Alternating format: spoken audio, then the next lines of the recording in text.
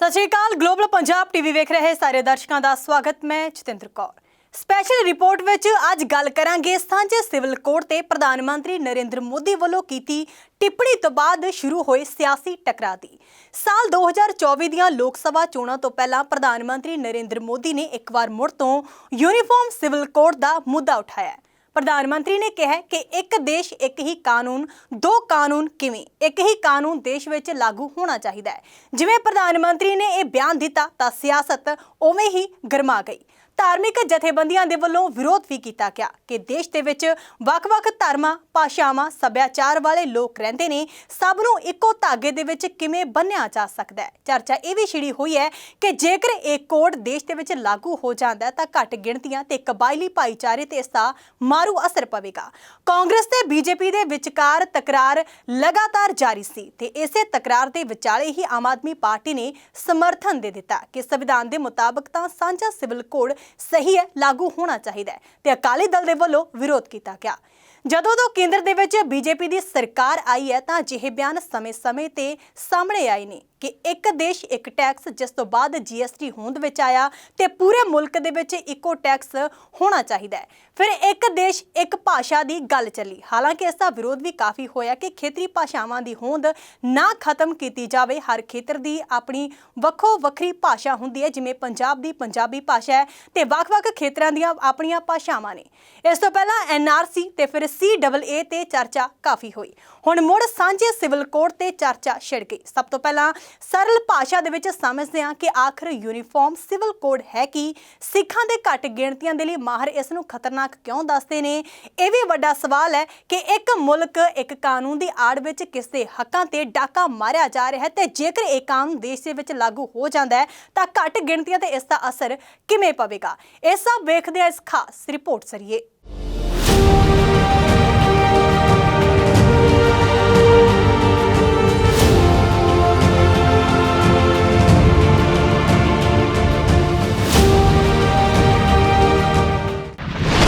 सरल भाषा विच समझो की है यूनीफॉर्म सिविल कोड। सिखां ते घट गिणतियां लई माहर क्यों दसदे ने खतरनाक। एक मुल्क एक कानून दी आड़ विच किस दे हक्कां ते डाका। यूनीफॉर्म सिविल कोड एके लई जां फिर तोड़न लई। सांझे सिविल कोड दी हमायत विच नितरी आप। राजनाथ बोले मुद्दे नूं सियासी रंगत दे रहीआं विरोधी धिरां। शरद पवार ने कहा सियासी चाल ते जेडीयू ने दसिया सियासी स्टंट। की है यूनीफॉर्म सिविल कोड, जिसकी वकालत पहला प्रधानमंत्री नरेंद्र मोदी ने की ते हुण आम आदमी पार्टी ने की। भाजपा एक बार फिर तो यूनीफॉर्म सिविल कोड का मुद्दा चुक रही है। यूनीफॉर्म सिविल कोड तहत अजिहा इकलौता कानून होवेगा जिस दे विच किसी भी धर्म, लिंग, जिनसी रुझान की परवाह नहीं की जाएगी। भारत दे विच वख-वख भाईचारिਆਂ विच उन्हां दे धर्म, विश्वास, आस्था, उन्हां दे आधार ते विआह, तलाक, उत्तराधिकार अते गोद लैण दे मामलिਆਂ दे विच वख-वख कानून ने।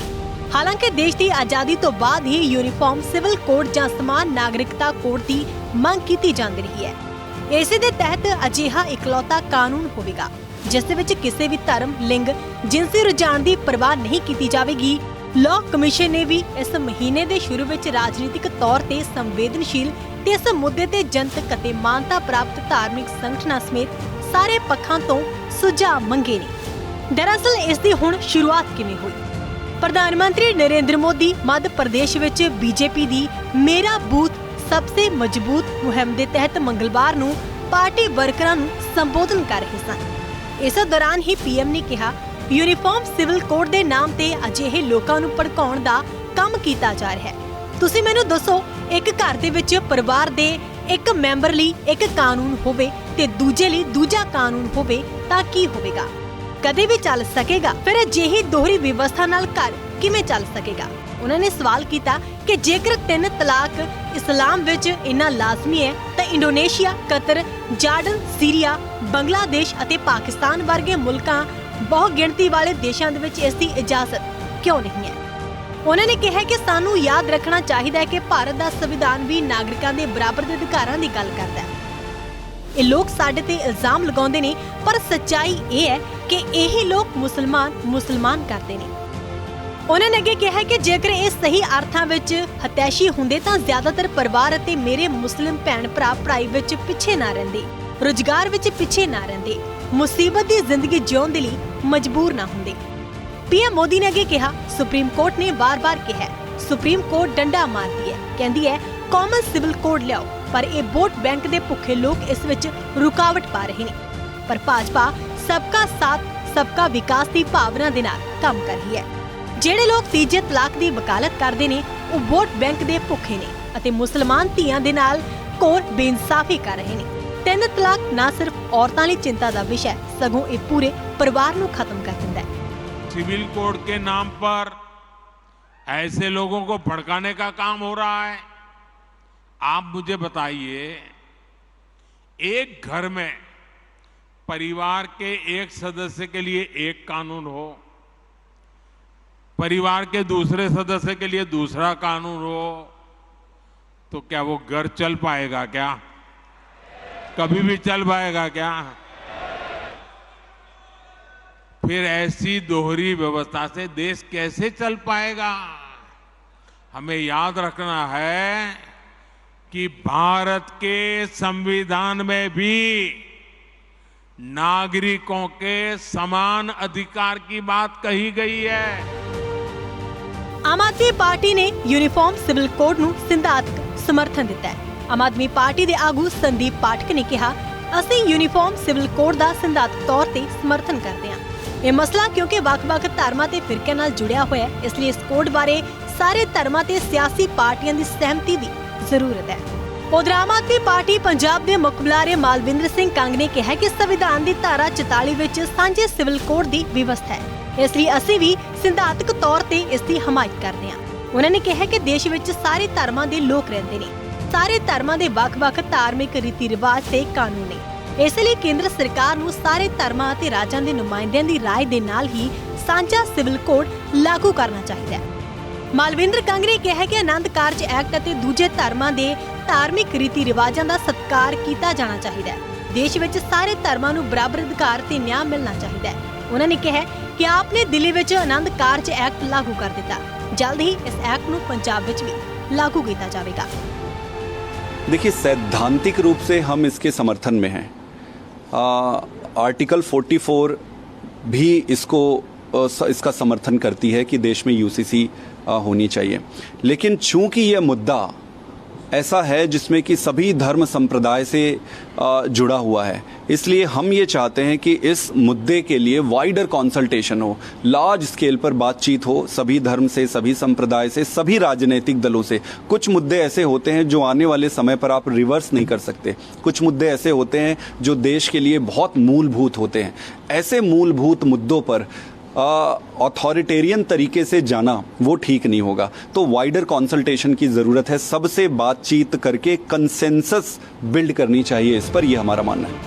उधर रक्षा मंत्री राजनाथ सिंह ने कहा कि सियासी विरोधियों वालों सांझे सिविल कोड के मुद्दे नूं सियासी रंगत दी जा रही है। जोधपुर विच रैली नूं संबोधन करदिआं राजनाथ सिंह ने कहा, समाज विच वंडियां पा के नहीं बल्कि समाज ते देश नूं नाल लैके सियासत करनी चाहिदी है। ਅਸੀਂ ਜੋ ਕੁਝ ਕਰਨ ਜਾ ਰਹੇ ਹਾਂ ਉਹ ਭਾਰਤੀ ਸੰਵਿਧਾਨ ਦੇ ਵਿੱਚ ਲਿਖਿਆ ਹੋਇਆ ਹੈ। ਅਸੀਂ ਉਸੇ ਵਾਅਦੇ ਨੂੰ ਪੂਰਾ ਕਰਨ ਜਾ ਰਹੇ ਹਾਂ ਕਿ ਇੱਕ ਦੇਸ਼ ਇੱਕ ਕਾਨੂੰਨ नहीं होना चाहिए। हम जो करने जा रहे हैं, जो बात संविधान के निर्माताओं ने नीति निदेशक सिद्धांत में संविधान में लिखी है, उसी को लागू करने जा रहे हैं, उन्हीं के वचन को पूरा करने जा रहे हैं। जो संविधान में क्या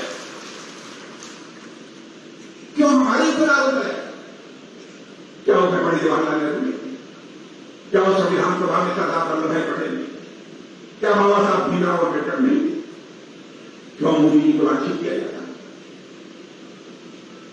एक देश एक विधान नहीं होना चाहिए, एक कानून देश में नहीं होना चाहिए। इसी तरह भाजपा आगू ते साबका केंद्रीय गृह मंत्री मुख्तार अब्बास नकवी ने विरोधी पार्टियां ते तंज कसदे कहा कि समा आ गया है जदों सांझे सिविल कोड नूं इन्हां फिरकू शिल्पकारां तो मुक्त करन दी लोड़ है, क्योंकि यह कानून किसी एक खास फिरके लिए नहीं बल्कि पूरे समाज के लिए है।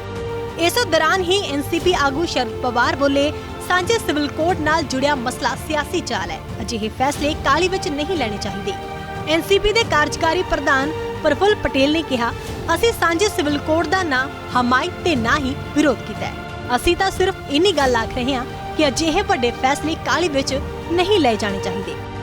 उधर सीनियर कांग्रेस आगू पी चिदंबरम ने कहा कि एक एजेंडे ते चल रही बहुमत सरकार वालों लोकां दे कोड नहीं थोपिया जाना चाहिए, क्योंकि इस नाल लोकां दे विच वंडियां दा पाड़ा होर वधेगा। जेडीयू ने कहा, प्रधानमंत्री दा सांझे सिविल कोड बारे बयान लोक सभा चोणां तो पहला सियासी स्टंट है। इसदा घट गिणतियां दी भलाई दे नाल कोई भी लेना देना नहीं है। इंडियन यूनियन मुस्लिम लीग ने भी कोड दा सख्ती नाल विरोध किया है। कांग्रेस, AIMIM, जेडीयू, DMK वर्गिया पार्टियां ने प्रधानमंत्री मोदी ते वोट बैंक की सियासत करन दा इल्जाम लगाया। कांग्रेस के जनरल सकत्तर KC वेणुगोपाल ने कहा कि प्रधानमंत्री गरीबी, महंगाई, बेरोजगारी ਅਤੇ मणिपुर हिंसा वर्गिया गल्लां दा जवाब नहीं दिंदे। उन्हां दा यह बयान इन्हां मुद्दिਆਂ ਤੋਂ ਧਿਆਨ ਹਟਾਉਣ ਦੀ ਕੋਸ਼ਿਸ਼ ਹੈ। प्रधानमंत्री ਦੇ ਬਿਆਨ ਤੇ AIMIM ਆਗੂ ਤੇ ਸੰਸਦ ਮੈਂਬਰ ਅਸਦੁੱਦੀਨ ਅਵੈਸੀ ਨੇ ਵਿਰੋਧ ਜਤਾਇਆ। ਉਹਨਾਂ ਨੇ ਟਵੀਟ ਕੀਤਾ, ਨਰਿੰਦਰ ਮੋਦੀ ਨੇ 3 ਤਲਾਕ, यूनिफॉर्म सिविल कोड ਅਤੇ ਪਸਮਾਨਦਾ ਮੁਸਲਮਾਨਾਂ ਤੇ ਕੁਝ ਟਿੱਪਣੀਆਂ ਕੀਤੀਆਂ ਨੇ।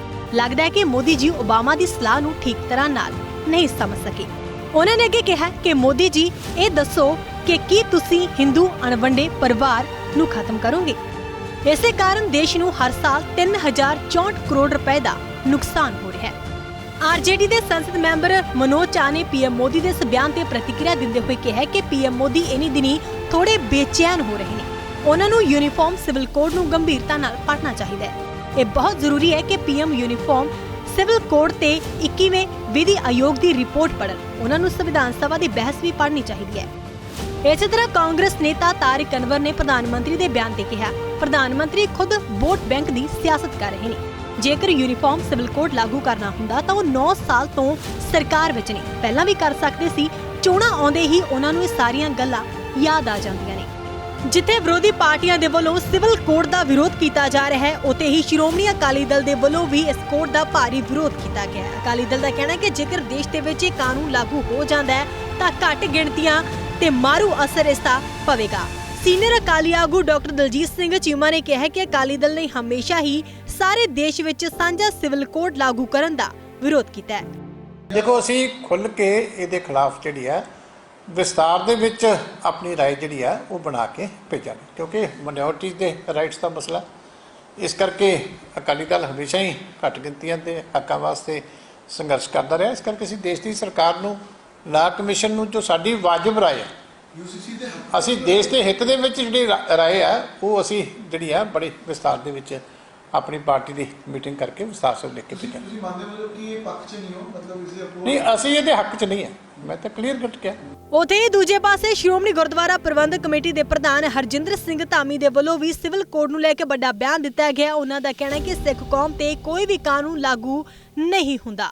ਭਾਰਤ ਦੇ ਵਿੱਚ यूनिफॉर्म सिविल कोड ਨੂੰ ਲਾਗੂ ਕਰਨਾ ਮੁਸ਼ਕਿਲ ਕਿਉਂ ਹੈ? ਸਿਆਸੀ ਵਿਸ਼ਲੇਸ਼ਕ ਮੰਨਦੇ ਨੇ ਕਿ ਹਕੀਕਤ ਬਹੁਤ ਜ਼ਿਆਦਾ ਗੁੰਝਲਦਾਰ ਹੈ। ਦੂਜੇ ਸ਼ਬਦਾਂ ਦੇ ਵਿੱਚ यूनिफॉर्म सिविल कोड ਬਣਾਉਣ ਦੇ ਵਿਚਾਰ ਨੇ ਦੇਸ਼ ਦੀ ਹਿੰਦੂ ਬਹੁਗਿਣਤੀ ਲਈ ਅਣਇੱਛਤ ਨਤੀਜਿਆਂ ਦਾ ਦਰਵਾਜ਼ਾ ਖੋਲ੍ਹ ਦਿੱਤਾ ਹੈ, ਜਿਸ ਦੀ ਭਾਜਪਾ ਅਗਵਾਈ ਕਰਨ ਦਾ ਦਾਅਵਾ ਕਰਦੀ ਹੈ। ਭਾਰਤ ਵਰਗੇ ਵਿਸ਼ਾਲ ਅਤੇ ਵਿਭਿੰਨਤਾ ਵਾਲੇ ਦੇਸ਼ ਵਿੱਚ ਸਮਾਨ ਨਾਗਰਿਕ ਕੋਡ ਨੂੰ ਲਾਗੂ ਕਰਨਾ ਬਹੁਤ ਔਖਾ ਹੈ। ਮਿਸਾਲ ਵਜੋਂ ਵੇਖੀਏ ਤਾਂ ਹਿੰਦੂ ਭਾਵੇਂ ਨਿੱਜੀ ਕਾਨੂੰਨਾਂ ਦੀ ਪਾਲਣਾ ਕਰਦੇ ਨੇ, ਪਰ ਉਹ ਵੱਖ-ਵੱਖ ਸੂਬਿਆਂ ਦੇ ਵਿੱਚ ਵੱਖ-ਵੱਖ ਭਾਈਚਾਰਿਆਂ ਦੀਆਂ ਪ੍ਰਥਾਵਾਂ ਅਤੇ ਰੀਤੀ ਰਿਵਾਜਾਂ ਦੀ ਪਾਲਣਾ ਵੀ ਕਰਦੇ ਨੇ। ਮੁਸਲਿਮ ਪਰਸਨਲ ਲਾਅ ਬੋਰਡ ਵਿਰੋਧ ਦੇ ਵਿੱਚ ਨਿਤਰਿਆ। ਪ੍ਰਧਾਨ ਮੰਤਰੀ ਨਰਿੰਦਰ ਮੋਦੀ ਦੇ ਵੱਲੋਂ ਸਾਂਝੇ ਸਿਵਲ ਕੋਡ ਦੀ ਜਦੋਂ ਗੱਲ ਕੀਤੀ ਗਈ, ਸਾਰੇ ਭਾਈਚਾਰਿਆਂ ਦੇ ਲਈ ਸਾਂਝੇ ਕਾਨੂੰਨ ਵਜੋਂ ਜ਼ੋਰਦਾਰ ਵਕਾਲਤ ਕੀਤੀ ਗਈ। ਉਸ ਦੇ ਕੁਝ ਘੰਟਿਆਂ ਬਾਅਦ ਹੀ ਆਲ ਇੰਡੀਆ ਮੁਸਲਿਮ ਪਰਸਨਲ ਲਾਅ ਬੋਰਡ ਨੇ ਸਾਂਝੇ ਸਿਵਲ ਕੋਡ ਦਾ ਵਿਰੋਧ ਕਰਦਿਆਂ ਕਾਨੂੰਨ ਕਮਿਸ਼ਨ ਨੂੰ ਸੌਂਪੇ ਜਾਣ ਵਾਲੇ ਖਰੜੇ ਨੂੰ ਅੰਤਮ ਰੂਪ ਦੇਣ ਦੀ ਤਿਆਰੀ ਕਰ ਦਿੱਤੀ ਹੈ। ਕਾਨੂੰਨ ਕਮਿਸ਼ਨ ਵੱਲੋਂ ਸਾਂਝੇ ਸਿਵਲ ਕੋਡ ਬਾਰੇ ਸਾਰੇ ਸੰਬੰਧਿਤ ਭਾਈਵਾਲਾਂ, ਜਿਨ੍ਹਾਂ ਦੇ ਵਿੱਚ ਜਨਤਕ ਤੇ ਮਾਨਤਾ ਪ੍ਰਾਪਤ ਧਾਰਮਿਕ ਜਥੇਬੰਦੀਆਂ ਵੀ ਸ਼ਾਮਲ ਨੇ, ਉਹਨਾਂ ਨਾਲ ਨਵੇਂ ਸਿਰਿਓਂ ਸਲਾਹ ਮਸ਼ਵਰੇ ਦਾ ਅਮਲ ਜਾਰੀ ਹੈ। ਇਸੇ ਤਰ੍ਹਾਂ AIMPLB ਮੈਂਬਰ ਖਾਲਿਦ ਰਸ਼ੀਦ ਫਰੰਗੀ ਮਾਹਲੀ ਮੁਤਾਬਕ ਬੋਰਡ ਨੇ ਮੰਗਲਵਾਰ ਰਾਤ ਨੂੰ ਵਰਚੁਅਲ ਮੀਟਿੰਗ ਕੀਤੀ ਤੇ ਕਾਨੂੰਨ ਕਮਿਸ਼ਨ ਨੂੰ ਸੌਂਪੇ ਜਾਣ ਵਾਲੇ ਖਰੜੇ ਦਸਤਾਵੇਜ਼ਾਂ ਤੇ ਵਿਚਾਰ ਚਰਚਾ ਕੀਤੀ। ਮਾਹਲੀ ਨੇ ਇਸ ਖਬਰ ਏਜੰਸੀ ਦੇ ਨਾਲ ਗੱਲਬਾਤ ਕਰਦਿਆਂ ਕਿਹਾ ਕਿ ਮੰਗਲਵਾਰ ਰਾਤ ਨੂੰ ਹੋਈ ਵਰਚੁਅਲ ਮੀਟਿੰਗ ਨਿਯਮਿਤ ਬੈਠਕ ਸੀ। ਇਸ ਨੂੰ ਪ੍ਰਧਾਨ ਮੰਤਰੀ ਦੇ ਸਾਂਝੇ ਸਿਵਲ ਕੋਡ ਬਾਰੇ ਬਿਆਨ ਨਾਲ ਨਹੀਂ ਜੋੜਿਆ ਜਾਣਾ ਚਾਹੀਦਾ। ਉਹਨਾਂ ਨੇ ਕਿਹਾ ਕਿ ਇਤਰਾਜ਼ ਦਾਖਲ ਕਰਨ ਦੀ ਆਖਰੀ ਤਾਰੀਖ 14 ਜੁਲਾਈ ਹੈ ਤੇ ਅਸੀਂ ਵਿਚਾਰ ਚਰਚਾ ਲਈ ਬੈਠੇ ਸੀ। ਜਿਹੜਾ ਖਾਲਸਾ ਇਹਦੀ ਹਸਤੀ ਜਿਹੜੀ ਆ ਆਜ਼ਾਦ ਆ, ਨਿਆਰੀ ਵੱਖਰੀ ਅਡਰੀ ਦੀ ਹਸਤੀ ਸਤਿਗੁਰੂ ਜੀ ਨੇ ਸਾਨੂੰ ਬਖਸ਼ਿਸ਼ ਕੀਤੀ ਆ। ਇਹਦੇ ਉੱਤੇ ਕੋਈ ਕੋਡ ਵੀ ਲਾਗੂ ਨਹੀਂ ਹੁੰਦਾ। ਖਾਲਸੇ ਦਾ ਆਪਣਾ ਕੋਡ ਹੈ ਜਿਹੜਾ ਗੁਰੂ ਸਾਹਿਬ ਨੇ ਸਾਨੂੰ ਬਖਸ਼ਿਸ਼ ਕੀਤਾ। ਠੀਕ ਆ, ਯੂਨੀਫਾਈਡ ਸਿਵਲ ਕੋਡ ਜਿਹੜਾ ਇਹ ਮੈਂ ਸਮਝਦਾ ਇਹ ਜਿਹੜਾ ਬਹੁਤ ਪਛਾਈ ਤੇ ਇਹ ਯੂਨੀਅਨ ਆਫ ਇੰਡੀਆ ਆ। ਇੱਥੇ ਵੱਖ-ਵੱਖ ਸਟੇਟਾਂ ਆ, ਵੱਖ-ਵੱਖ ਸਟੇਟਾਂ ਦਾ ਵੱਖ-ਵੱਖ ਕਲਚਰ ਆ ਤੇ ਜੇ ਵੀ ਇਦਾਂ ਦਾ ਕੋਈ ਫੋਰਸ ਕਰਾਂਗੇ ਆਪਾਂ ਜਿੱਦਾਂ ਯੂਨੀਫਾਈਡ ਸਿਵਲ ਕੋਡ ਦੇ ਤੌਰ ਦੇ ਉੱਤੇ ਤੇ ਸਾਡੀਆਂ ਰਵਾਇਤਾਂ ਵੀ ਖਤਮ ਹੋ ਜਾਣਗੀਆਂ, ਕਲਚਰ ਵੀ ਖਤਮ ਹੋ ਜਾਣਗੇ ਤੇ ਬਹੁਤ ਸਾਰੇ ਲੋਕਾਂ ਦੀਆਂ ਭਾਵਨਾ ਵੀ ਜਿਹੜੀਆਂ ਇੰਜਰ ਹੋਣਗੀਆਂ। ਅਸੀਂ ਤਾਂ ਮੁੰਡੋਂ ਹੀ ਇਹਦੇ ਇੱਕ ਉਹਨੇ ਕੁਐਸਚਨਰ ਭੇਜੇ ਸੀ, ਅਸੀਂ ਤਾਂ ਉਹਦੇ ਰਿਪਲਾਈ ਤਾਂ ਚਿੱਠੀ ਸਿੱਧੀ ਲਿਖੀ ਆ ਵੀ ਇਹਨੂੰ ਲਾਗੂ ਨਾ ਕੀਤਾ ਜਾਵੇ। ਇਹ ਦੇਖਦੇ ਹਿੱਤਾਂ ਦੇ ਵਿੱਚ ਦੱਸਦੇ ਕਿ ਆਲ ਇੰਡੀਆ ਮੁਸਲਿਮ ਪਰਸਨਲ ਲਾਅ ਬੋਰਡ ਗੈਰ ਸਰਕਾਰੀ ਜਥੇਬੰਦੀ ਹੈ ਜੋ ਨਿੱਜੀ ਕਾਨੂੰਨ ਨੂੰ ਲੈ ਕੇ ਮੁਸਲਮਾਨਾਂ ਦੀ ਨੁਮਾਇੰਦਗੀ ਕਰਦੀ ਹੈ। ਇਸ ਦਾ ਗਠਨ 1973 ਦੇ ਵਿੱਚ ਕੀਤਾ ਗਿਆ ਸੀ। ਇਸ ਦਾ ਮੁੱਖ ਮੰਤਵ ਭਾਰਤ ਵਿੱਚ ਰਹਿੰਦੇ ਮੁਸਲਮਾਨਾਂ ਦੇ ਵਿੱਚ ਇਸਲਾਮਿਕ ਪਰਸਨਲ ਲਾਅ ਦਾ ਪ੍ਰਚਾਰ ਪ੍ਰਸਾਰ ਕਰਨਾ ਹੈ ਤੇ ਇਸ ਦੀ ਸੁਰੱਖਿਆ ਯਕੀਨੀ ਬਣਾਉਣਾ ਹੈ। ਇਸੇ ਤਰ੍ਹਾਂ ਗੋਆ ਦੇ ਵਿੱਚ 1867 ਦਾ ਇੱਕ ਸਮਾਨ ਨਾਗਰਿਕ ਕਾਨੂੰਨ ਹੈ ਜੋ ਇਸ ਦੇ ਸਾਰੇ ਭਾਈਚਾਰਿਆਂ ਤੇ ਲਾਗੂ ਹੁੰਦਾ ਹੈ, ਪਰ ਕੈਥੋਲਿਕ, ਈਸਾਈਆਂ ਤੇ ਹੋਰ ਭਾਈਚਾਰਿਆਂ ਦੇ ਲਈ ਵੱਖਰੇ ਨਿਯਮ ਨੇ। ਜਿਵੇਂ ਸਿਰਫ ਗੋਆ ਵਿੱਚ ਹੀ ਹਿੰਦੂ 2 ਵਿਆਹ ਕਰਵਾ ਸਕਦੇ ਨੇ। ਇਸ ਦੇ ਨਾਲ ਹੀ ਮਾਹਰ ਇਹ ਵੀ ਸੋਚਦੇ ਨੇ ਕਿ ਜੇਕਰ ਕੋਈ ਸਾਂਝਾ ਕਾਨੂੰਨ ਹੋਇਆ ਤਾਂ ਗੋਤ ਲੈਣ ਦੇ ਲਈ ਨਿਯਮ ਬਣਾਉਣ ਸਮੇਂ ਕੀ ਨਿਰਪੱਖ ਸਿਧਾਂਤ ਹੋਣਗੇ। ਹੁਣ ਤੱਕ ਸਾਂਝੇ ਸਿਵਲ ਕੋਡ ਨੂੰ ਲੈ ਕੇ ਪੱਖੇਵਾਦ ਵਿਵਾਦ ਦਰਮਿਆਨ ਕਾਨੂੰਨ ਕਮਿਸ਼ਨ ਦੇ ਚੇਅਰਮੈਨ ਜਸਟਿਸ ਰਿਤੂ ਰਾਜ ਅਵਸਥੀ ਨੇ ਕਿਹਾ ਕਿ ਕੋਡ ਨੂੰ ਲੈ ਕੇ ਸਾਰੇ ਸੰਬੰਧਿਤ ਭਾਈਵਾਲਾਂ ਤੇ ਧਿਰਾਂ ਦੇ ਨਾਲ ਜਾਰੀ ਸਲਾਹ ਮਸ਼ਵਰੇ ਦੇ ਅਮਲ ਦੌਰਾਨ ਹੁਣ ਤੱਕ ਉਹਨਾਂ ਨੂੰ 8.5 ਲੱਖ ਦੇ ਕਰੀਬ ਜਵਾਬ ਮਿਲੇ ਨੇ। ਕਮਿਸ਼ਨ ਨੇ 14 ਜੂਨ ਨੂੰ ਸਾਰੇ ਭਾਈਵਾਲਾਂ ਜਿਨ੍ਹਾਂ ਦੇ ਵਿੱਚ ਲੋਕ ਤੇ ਮਾਨਤਾ ਪ੍ਰਾਪਤ ਧਾਰਮਿਕ ਜਥੇਬੰਦੀਆਂ ਸ਼ਾਮਲ ਨੇ ਉਹਨਾਂ ਤੋਂ ਸੰਵੇਦਨਸ਼ੀਲ ਮੁੱਦੇ ਬਾਰੇ ਰਾਏ ਮੰਗੀ ਸੀ। ਉਂਝ ਅਰਵਿੰਦ ਕੇਜਰੀਵਾਲ ਦੀ ਅਗਵਾਈ ਵਾਲੀ ਪਾਰਟੀ ਜੋ ਦਿੱਲੀ ਤੇ ਪੰਜਾਬ ਦੀ ਸੱਤਾ ਤੇ ਕਾਬਜ਼ ਹੈ ਉਸ ਦੇ ਸਟੈਂਡ ਤੋਂ ਇੱਕ ਗੱਲ ਤਾਂ ਸਾਫ਼ ਹੋ ਗਈ ਕਿ ਵਿਰੋਧੀ ਧਿਰਾਂ ਦੇ ਵੱਲੋਂ 2024 ਦੀਆਂ ਲੋਕ ਸਭਾ ਚੋਣਾਂ ਵਿੱਚ ਭਾਜਪਾ ਦੇ ਟਾਕਰੇ ਦੇ ਲਈ ਇਕਜੁੱਟ ਹੋਣ ਦੇ ਲਈ ਕੀਤੇ ਜਾ ਰਹੇ ਯਤਨਾਂ ਦਰਮਿਆਨ ਉਹ ਸਿਆਸੀ ਤੌਰ ਤੇ ਸੰਵੇਦਨਸ਼ੀਲ ਮੁੱਦੇ ਨੂੰ ਲੈ ਕੇ ਇਕਮਤ ਨਹੀਂ ਹੈ।